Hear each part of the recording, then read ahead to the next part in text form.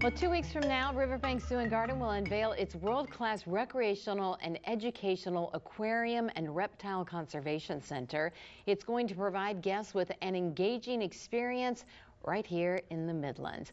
All month long, we have been chatting with the experts about the different aspects of the new building, and today we will have a chance to get more of the big picture as far as the impact and the details about the long-term vision for Bridge to the Wild. Lachlan Wooten is the Chief Operating Officer for Riverbank Zoo and Garden and joins us. So glad to have you here. Thank you. You know, I was asking you how long you've been there, and 14 years, 14 right? years. And the other guests we've had from the zoo have been there, well, double that, some of them.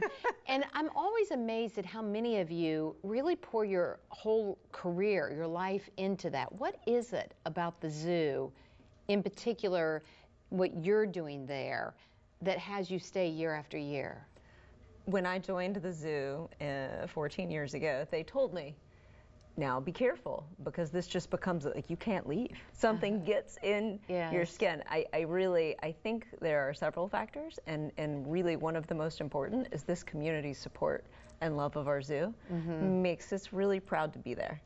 And it's such a high-ranking zoo. It's not just some little attraction. I mean, you guys, year after year, get recognized as being one of the best around. We do, and we're super incredibly grateful, and we also work really hard at it. But again, a lot of that comes down to the community support and the love that this community has for Riverbanks and the support that we receive because of that. Wonderful. So we are talking specifically about Bridge to the Wild and the vision of it and this new center that's going to open.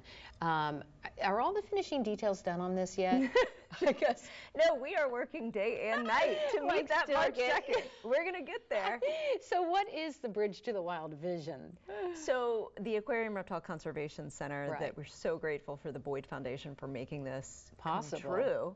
But it is just the beginning of probably a 20 to 25 year vision for the zoo. And the idea is that we want to truly build a bridge to the wild. And that means we want to transport you from Columbia, South Carolina, to places all around the globe, such that folks can really see and experience the incredible diversity that we see in nature, and we can give them really concrete tools, really easy changes they can make in their daily lives to help us protect those wild places. So over the years, how is this going to change? Like, we're seeing some of the video, the pictures of what it is now. Yes. What will it be 4 or 5 years from now and the next 5 years and so on? Well, some of the very first Bridge to the Wild project that folks have already seen, although they may not have known it, is the new rhino area, right? The new rhino habitat that really has an opportunity for folks to actually walk out in the habitat. You know, there's a pavilion out there. So again, building that bridge. And the aquarium is the same concept. You're going to see much more immersive floor-to-ceiling habitats that really make you feel like you're in the desert or the jungle or underwater.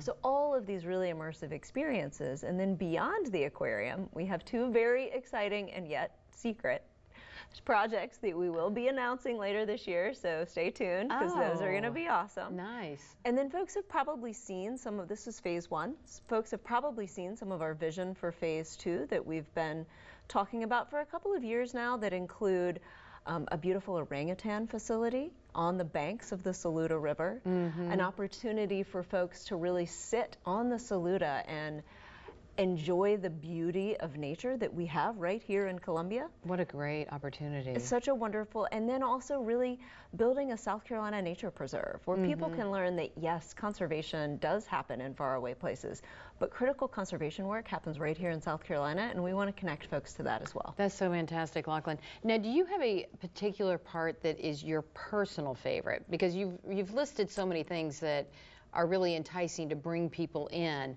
But of all of those, what is it that you are like, this is where I put the exclamation point?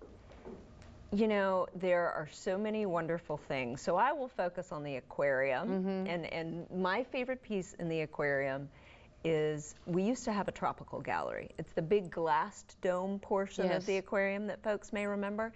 That has been completely transformed into a desert habitat. Okay.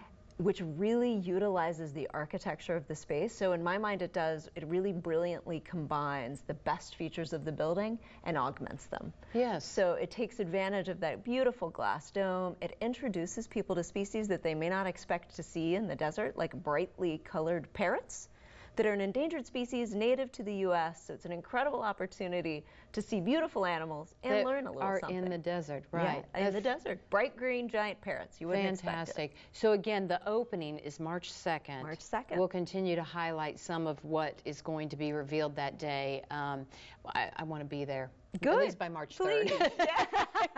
Let the crowd get through. Yeah, So that's right. It's exciting, though. Lachlan Wooten, thank you so much. We're with you. Riverbank Zoo and Garden.